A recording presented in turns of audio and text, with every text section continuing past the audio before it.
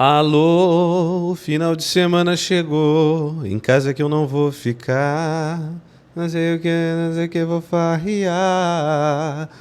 Com Wesley Safadão a gente começa o nosso vídeo de hoje, que a gente vai falar sobre Daddy Issues, problemas paternos, como isso impacta meninos, como isso impacta as meninas. Esse é um termo que a gente vê, que, enfim, né, aquela coisa do tipo, essa impacta às vezes, talvez, o senso comum, espera-se que isso impacta mais as meninas do que os meninos, mas tem efeitos muito proporcionais nos dois lados.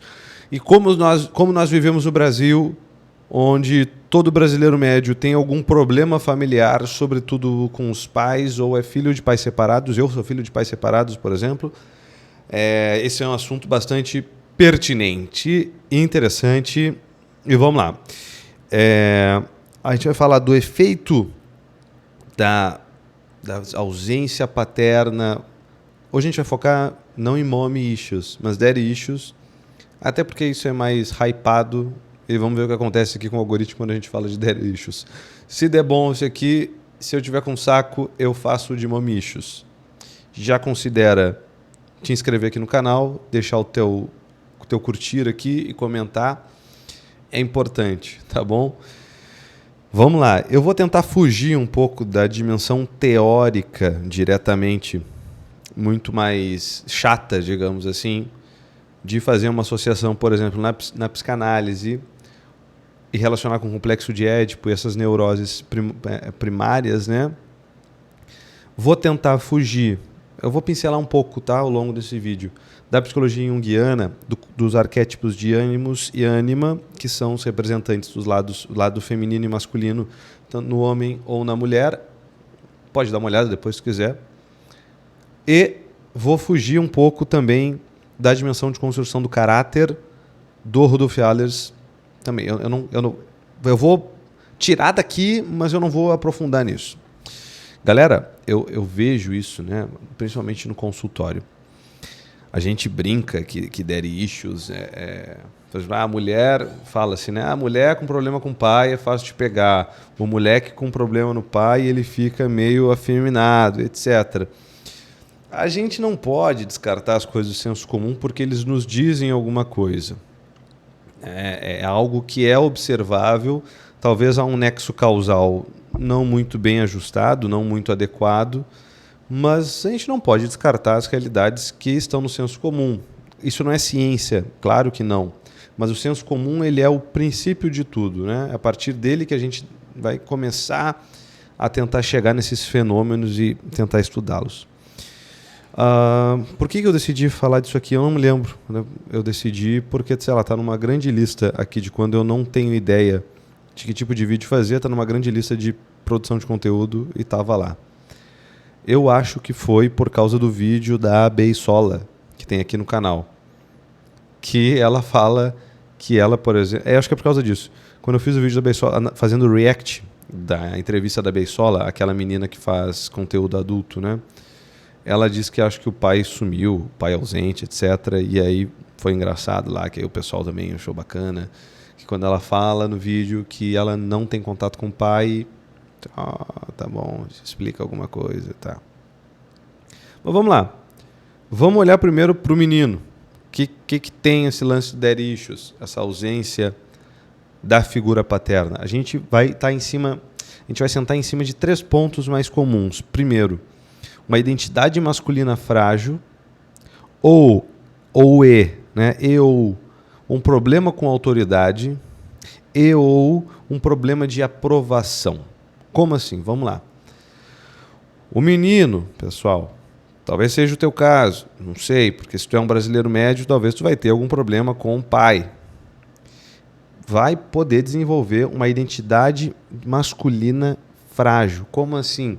Uma dificuldade em ter coragem. Claro, quando o pai ele é ausente ou ele não está disponível emocionalmente, vai se falar aqui numa linguagem mais psicológica, pode causar esses tipos de problemas. Eu não vou nem entrar na teoria do apego, pode ser um outro vídeo, mas essas coisas mais ciência da psicologia eu acho que é muito mais nichado para um público. Eu quero falar para vocês aqui o afegão médio, tá?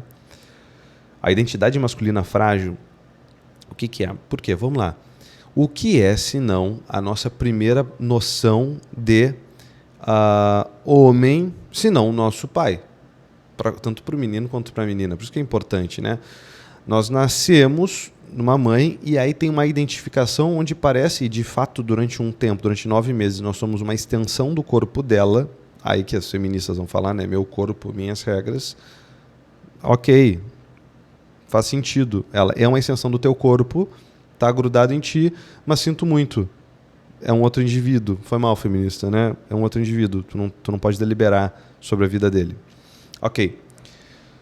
De fato, tem isso, né? É feito das vísceras da mulher ali. Então, meio que a mãe, o filho, até durante uma certa idade, é meio que a mesma coisa, né? Não tem ainda uma divisão muito clara. Mas, num dado momento, surge a figura paterna, como aquele que é uma figura do externo, do social, da lei, do mundo, daquilo que vem de fora. Esse é o pai, uma autoridade que ele separa eu da minha mãe.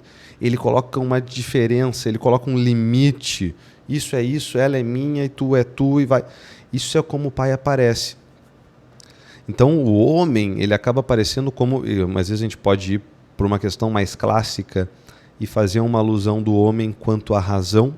A gente pode falar um dia sobre isso, da figura masculina do pai aqui como símbolo da razão, mas é símbolo, um símbolo da razão, porque a razão ela tem a função de castrar a imaginação, né? A imaginação dá aquela expandida, aquela florida, que aqui pode ser inclusive um símbolo da figura materna, e a razão ela vem podando aquilo para dar a proporção certa. Então o pai ele vem como esse símbolo da razão, esse que poda, esse que castra, esse que dá o limite. Claro, se ele dá limite demais, deu problema.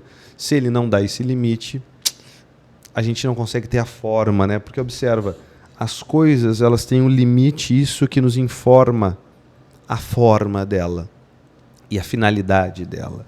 O pai ele acaba tendo então essa função muito importante. O limite, o dizer até onde aquilo vai, permite então que eu saiba como trabalhar. Imagina se essa caneta não tivesse esses limites, né, bem claros. Eu pego ela e ela se desmancha na minha mão, eu não saberia o que fazer com ela.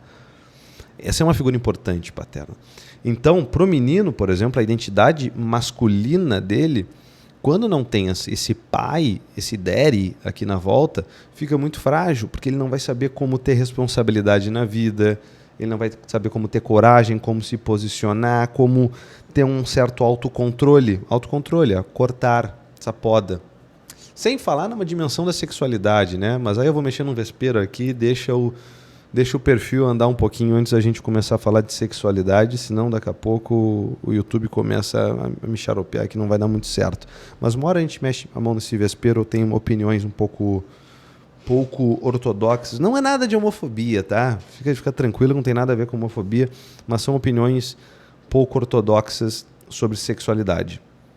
Se eu me animar, eu faço amanhã. Azar, deixa pra lá. Vamos lá. Então, a identidade masculina frágil. Eu estou olhando para baixo que agora eu anotei aqui. Ou um problema com autoridade. Eu até hoje eu tenho um certo problema com autoridade. Eu sou de pais separados, né? Então eu sinto que eu estou falando isso aqui é algo assim. O meu eu consegui identificar e é algo. Um desses objetivos desse vídeo é se tu tem algum problema aqui na questão familiar, de daddy issues, alguma sombra, identifica o que é, porque no momento que tu identifica, aquilo não te toma mais. Como assim autoridade, né? Uma dificuldade em reconhecer essa hierarquia das coisas, né? Um professor, entender por que eles estão lá, por que é aquela autoridade. Claro, todo adolescente ele já tem algo disso, de questionar as autoridades, mas o sujeito aqui que vai ter, o menino que vai ter algo desse daddy issues aqui, a gente vai perceber que tem um certo ressentimento com autoridades, né? A gente vai ver que tem uma certa desconfiança, uma certa resistência. Por quê? Porque aquela primeira autoridade master era a figura do pai, né? Enquanto classicamente é colocado como cabeça da família, e não por causa de um machismo, mas porque o macho, na espécie humana, ele é maior do que a fêmea. Ai, Diego, mas um monte de mulheres carregam a família nas costas. Eu sei, gente. Mas o macho, ele é maior. Então, ou seja, ele se expõe, ou pelo menos deveria se expor mais. Ele deveria botar sua pele mais em risco, e como toda monarquia, de algum modo, aqueles que colocam a pele em risco, os nobres seriam, no caso, são aqueles que vão para a guerra, por isso mesmo que eles usufruem de um certo lugar de autoridade. Porque, olha, se estourar um problema, sou eu que vou morrer, então sou eu que devo dirigir algumas decisões na família. Essa é a figura do pai, né? Cabeça, por isso que diz cabeça, né? da família, e a mulher o pescoço e o corpo, aqui os membros. Ou então, terceiro ponto, o menino ele pode acabar tendo um problema de aprovação social, de querer buscar uma certa aprovação, de querer uma certa confirmação, no sentido de como é que o mundo funciona, pessoal? Alguém me valida, alguém me diz como é que é, alguém me ajuda. Esse aqui é o barato, né? Deixa eu ver se está gravando aqui. Então, uma identidade masculina frágil, e aqui daria para falar de sexualidade, mas não vai ser nesse vídeo aqui, um problema de autoridade, de desconfiar das autoridades, e um certo problema de aprovação social. Diz para mim como é que as coisas funcionam, me aprova, aí fica muito refém de um grupo, ou pode ser até aquele bully, né? aquele cara que faz bullying, aquele cara também escola, mas que quer a aprovação dos outros. A gente vê muito isso em filme americano, né, de Hollywood. Aquele cara que tem tipo um pai muito pouco disponível emocionalmente, muito duro, e ele meio que é meio tirano com todo mundo, mas no final das contas ele só quer que todo mundo o ame. Ok. Agora as meninas. Qual é o lance das meninas? 3 coisas. Problema de relacionamento. Deixa eu até ver aqui na minha outra anotação mais profunda. Os relacionamentos afetivos podem ser prejudicados por isso, porque vai tentar compensar a falta daquela afetividade com o pai nos relacionamentos afetivos. 2, um problema de autoestima, porque muitas vezes, se a mãe é igual a mim, essa apreciação, e aí está no... eu não soltei o vídeo de autoestima. O de autoestima ele está no backup. Ele deve sair depois desse, para um dia que eu não conseguir gravar. O vídeo de autoestima vai sair na sequência. Onde eu digo que a autoestima, ela é autoestima, sou eu que estimo, mas sou eu que estimo em relação a um grupo. Tá? Por quê? Porque é isso, tem uma certa apreciação. Eu carrego essa autoestima por uma estima no meio da família. Se a minha família não me estimava, que de algum modo tem algo de eu, que eu me espelho neles, se eu não tenho essa estima dentro da família, eu não vou conseguir levar essa autoestima para o mundo. A família é muito esse organismo interno que simula muitos elementos psíquicos internos, a intimidade, né? É isso. E terceiro, a escolha do parceiro. E aqui a gente poderia também jogar lá para os meninos. A escolha do parceiro ela vai estar muito conectada. Mas aqui a escolha do parceiro seria muito mais relacionado no menino à mãe. E aqui, isso aqui todo mundo, é senso comum também, né? Da menina em relação ao pai. Na psicologia analítica do Jung, tem os arquétipos de ânima e de ânimos. Ânima é o lado feminino no homem, ânimos é o lado masculino na mulher. Esses arquétipos eles recebem os seus primeiros símbolos, as suas primeiras imagens, a partir daquelas figuras primordiais de homem e de mulher. No caso do homem, da sua mãe, e no caso da mulher, do pai.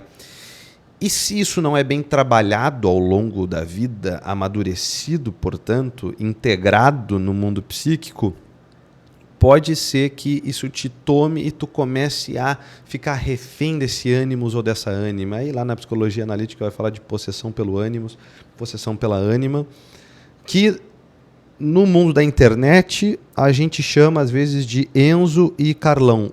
O homem Enzo, que é aquele homem meio afeminado, meio molengão, meio banana, e a mulher Carlão, aquela mulher meio feminina e tal. O problema está aqui, tá? E pode ser que esteja relacionado aqui com a relação paternal. No caso das meninas, essa escolha do parceiro, ou inclusive a não escolha do parceiro, né? Uma dificuldade em escolher parceiros, porque meio que está muito preso, meio que pode estar casado com o pai, ou às vezes os meninos estão casados com a mãe, né? Ficou meio emaranhado a relação, não tem limites, não tem uma hierarquia de cima para baixo, porque é bom que seja assim, né? De cima para baixo. Pais, mães que estão vendo esse vídeo, não tratem seus filhos como amigos. Vocês são pais e mães, não são amigos dos seus filhos. Ah, Diego, mas é muito bom uma amizade. Tá, é bom a amizade, mas a amizade implica uma relação de igual, de pares. É que nem chefe com funcionário. Não vai ter uma amizade. É que a amizade não é um termo unívoco, né? Ah, dá para ser amigo. A gente usa amizade para colega, cônjuge, enfim, amizade para um monte de coisa. Enfim. Mas a amizade geralmente é com um par meu, né? Alguém que está no mesmo nível social, de algum modo, de maturidade. Eu me relaciono com pessoas muito parecidas comigo. Meus amigos de verdade vão ser aquelas pessoas que são muito parecidas comigo, e aqui a gente pode até, de repente, falar daquelas pessoas de 20 e poucos anos que só tem amigo de 17, 16, porque no final das contas a maturidade é muito parecida. A gente sempre se relaciona com pessoas mais ou menos parecidas conosco, né? Relações mais íntimas, assim, afetivas. Então, meninas, né, é isso, né? O problema de relacionamento afetivo, em compensações, autoestima, porque essa apreciação vem de fora do seio familiar e não vai ser da mãe, porque até porque entre mãe e filha vai ter uma certa competição, mas vem do pai, e essa escolha do parceiro, tá? Que pode ali simular algumas coisas. Então, por que eu digo isso? Porque, pessoal, conscientiza isso, né? Se tu é um afegão médio, aqui, brasileiro médio, tu vem de uma família desestruturada. E tu vai ter alguma coisa dessas aqui, dessas 6 coisas, né? 3 para meninos, 3 para meninas. E tu saber disso, tu consegue perceber que isso não é tão próprio teu, mas vem de uma dinâmica familiar que está implicando em ti. E aí tu consegue ir para uma terapia, tu consegue estudar, entender como é que funciona melhor, tu consegue fazer uma difusão cognitiva, né? Não ser isso, mas só pensar nisso. Não, eu não sou o que eu penso, né? Mas isso é um padrão afetivo meu herdado de uma circunstância familiar ali mais ou menos traumática ou não é parte de mim, então eu não preciso agir desse modo necessariamente. Isso é legal, né? Essa é a função desse vídeo de hoje. Observa, as nossas relações não é, ao mesmo tempo que não é tão nuclear e tão centro do universo. A relação com os pais, como algumas abordagens terapêuticas vão fazer, né, vão fazer questão de ir lá na questão com os pais e com a mãe, também não é desprezível. São as nossas primeiras relações íntimas. É importante que a gente tenha um conhecimento suficiente e profundo de como é a relação com os nossos pais, as carências que isso causou e as qualidades que isso nos gerou. Lembrando que, parafraseando Renato Russo, são só crianças como você, é o que você vai ser quando você crescer. Tá? Pensa nisso. Se tu não curtiu, obrigado por ter assistido o vídeo até agora. Se tu não curtiu o vídeo, curte agora, por favor, é muito importante aqui pro canal. Te inscreve, comenta também, se tu é pai, se tu é mãe, como é que é a relação com os pais, sei lá, comenta aí. Eu ainda não sei fazer esse gancho para os comentários. Não faz nada que eu não faria, fiquem com Deus e até amanhã. Tchau, tchau.